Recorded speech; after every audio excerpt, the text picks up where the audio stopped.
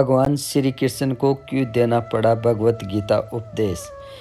जानिए कैसे पड़ा यह नाम।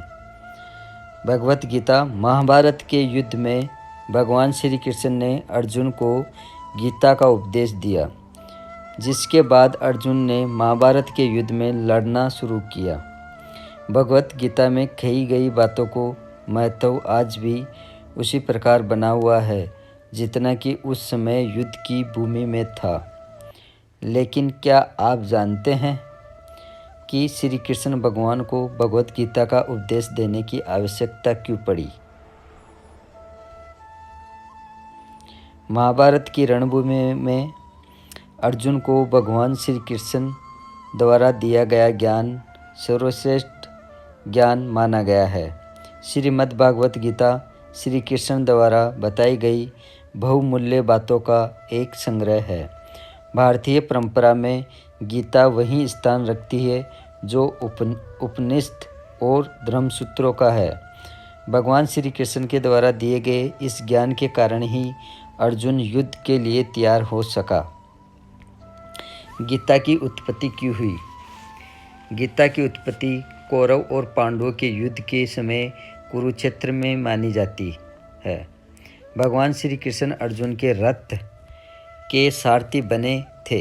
जब युद्ध भूमि में अर्जुन ने देखा कि विपक्ष में उन्हीं का परिवार खड़ा है, जिसके कारण वह परिवार के मोह से गिर गए, तब अर्जुन ने भगवान श्री कृष्ण से कहा कि यह तो अधर्म है।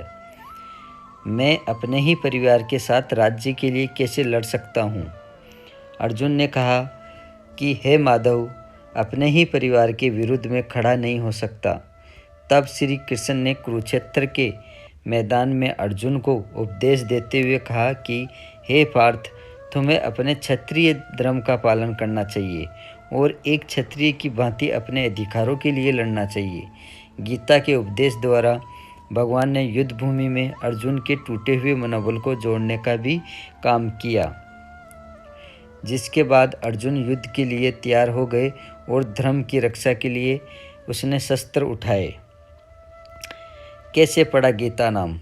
गीता शब्द का अर्थ है गीत और भगवत शब्द का अर्थ है भगवान। श्री कृष्ण ने अपना उपदेश गायन के माध्यम से दिया था, इसलिए इसे गीता कहा जाता है। अक्सर भगवत गीता को भगवान का गीत कहा जाता है। भगवत गीता पाठ के लाभ। आज भी कितने ही लोग भगवत गीता का अनुसरण करके जीवन में व्याप्त कठिनाइयों से पार पाते हैं। गीता का पाठ करने से ज्ञान के साथ साथ मन की शांति भी प्राप्त होती है। गीता का पाठ रोजाना करने से जीवन की परेशानियों के हल मिल जाते हैं। यह भी मान्यता है कि गीता का पाठ करते समय हाथ में सूत्र यानी धागा बांधने से नकारात्मक शक्तियाँ दूर रहती है। हरे कृष्णा।